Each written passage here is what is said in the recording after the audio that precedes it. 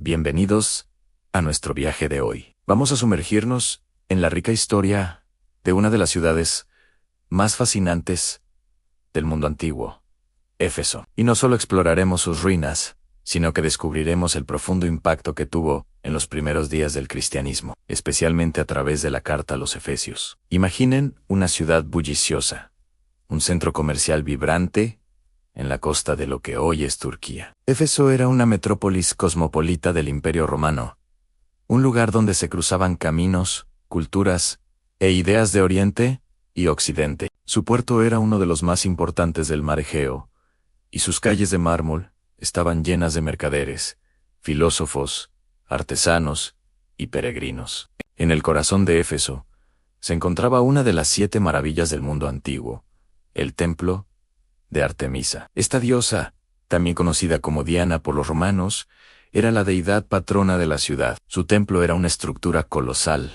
un centro de poder religioso y económico que atraía a miles de personas. La devoción a Artemisa era profunda y estaba entrelazada con la identidad y la economía de Éfeso. Los artesanos locales prosperaban vendiendo estatuillas de plata del templo, un negocio lucrativo que dependía de la continua adoración a la diosa. Pero en este escenario de paganismo arraigado, una nueva semilla estaba a punto de ser plantada. Durante su segundo viaje misionero, alrededor del año 52 después de Cristo, el apóstol Pablo llegó a Éfeso. En su primera visita fue breve, pero prometió regresar si era la voluntad de Dios. Y así lo hizo. En su tercer viaje, Pablo se estableció en Éfeso durante casi 3 años, un período más largo que en cualquier otra ciudad. ¿Por qué Éfeso? Porque Pablo vio su potencial estratégico. Si el evangelio podía echar raíces en esta metrópolis influyente, desde allí se extendería por toda la provincia de Asia Menor.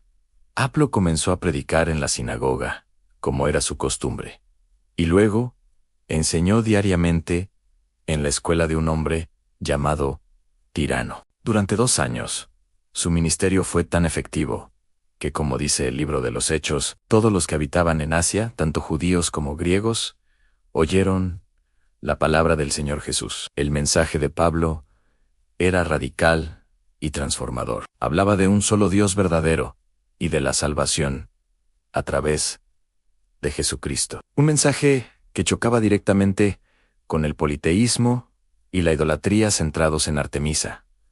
Y los resultados fueron extraordinarios. La gente comenzó a abandonar sus antiguas creencias. Hechos de los Apóstoles nos cuenta que muchos de los que habían practicado la magia trajeron sus libros y los quemaron públicamente, un acto poderoso que demostraba su nueva fe. El valor de esos libros era de 50,000 piezas de plata, una fortuna inmensa. Como pueden imaginar, este cambio masivo no pasó desapercibido. La influencia creciente del cristianismo amenazaba el status quo. Un platero llamado Demetrio, cuyo sustento dependía de la venta de ídolos de Artemisa, vio peligrar su negocio. Organizó una revuelta, incitando a la multitud y gritando: «Grande es Artemisa de los Efesios». La ciudad entera se sumió en el caos, y la gente se precipitó en el gran teatro de Éfeso, un lugar que aún hoy se puede visitar y que podía albergar a 25,000 personas. Pablo quería enfrentarse a la multitud, pero sus discípulos, temiendo por su vida, se lo impidieron. Finalmente, el escribano de la ciudad logró calmar los ánimos y dispersar a la gente. Este evento muestra la tensión real y palpable entre la vieja y la nueva fe. Poco después, Pablo partió de Éfeso, pero su trabajo no había terminado. Años más tarde, mientras estaba bajo arresto domiciliario en Roma, alrededor del año 62 después de Cristo, el apóstol sintió la necesidad de escribir a los creyentes que había dejado atrás. Esa carta es lo que hoy conocemos como la Epístola a los Efesios. A diferencia de otras cartas de Pablo que abordan problemas específicos, Efesios tiene un tono más general y teológico. Es una carta circular, probablemente destinada a ser leída no solo en Éfeso, sino en varias iglesias de la región. Se la ha llamado la corona de los escritos de Pablo, una obra maestra que resume las verdades más profundas de la fe cristiana.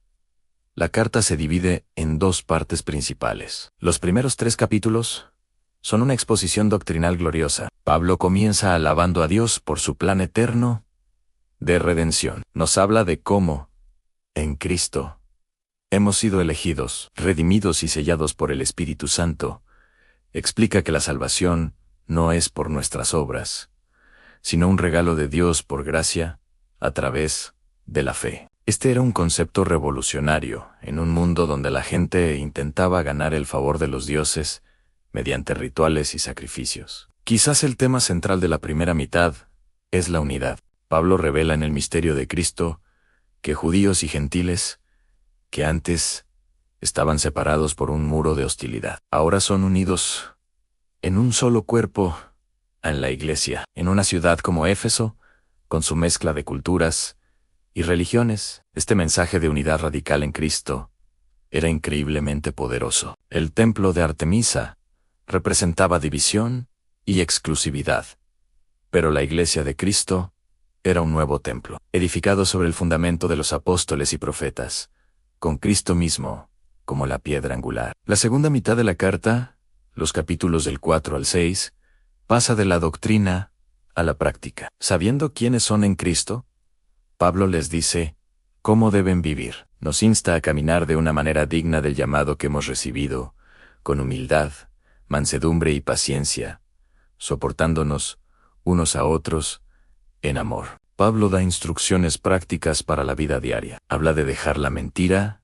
y hablar la verdad, de no dejar que el enojo nos domine, de trabajar honestamente y de usar nuestras palabras para edificar a otros. Luego, se adentra en las relaciones dentro del hogar entre esposos y esposas, padres e hijos, y amos y siervos. En cada caso, eleva la relación al presentarla a la luz del Evangelio y del amor sacrificial de Cristo. Por ejemplo, a los esposos les dice que amen a sus esposas como Cristo amó a la iglesia y se entregó por ella, un estándar de amor completamente nuevo y radical para la cultura de la época. Finalmente, la carta concluye con una de las metáforas más famosas de la Biblia, la armadura de Dios. San Pablo sabía que los creyentes en Éfeso no enfrentaban solo oposición social y económica, sino una batalla espiritual. Por eso, los llama a vestirse con la armadura completa de Dios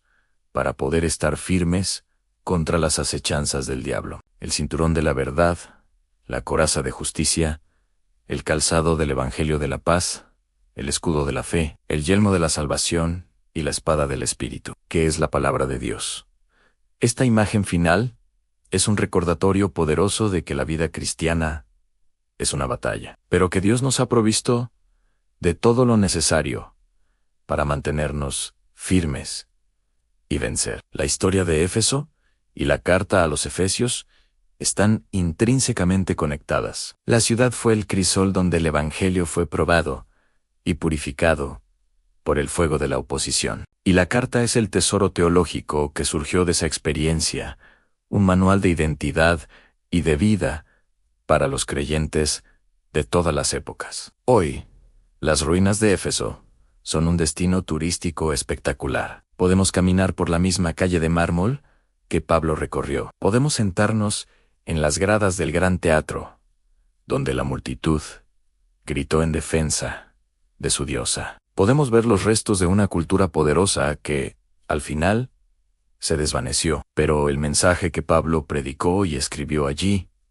el mensaje de la gracia de Dios, la unidad en Cristo y la esperanza de la redención, ha perdurado por 2000 años y sigue transformando vidas en todo el mundo. La historia de Éfeso nos enseña que la luz del Evangelio puede brillar en los lugares más oscuros y que ninguna estructura humana, por magnífica que sea, puede compararse con la belleza y la permanencia de la Iglesia, el cuerpo de Cristo. La carta a los Efesios nos invita a descubrir nuestra verdadera identidad en Él y a vivir de una manera que refleje la grandeza de su amor y su gracia. Espero que te haya inspirado a leer o releer la carta a los Efesios con una nueva perspectiva. Si te gustó este video, No olvides darle like, compartirlo y suscribirte a nuestro canal para más contenido como este. Nos vemos en el próximo viaje. Hasta pronto.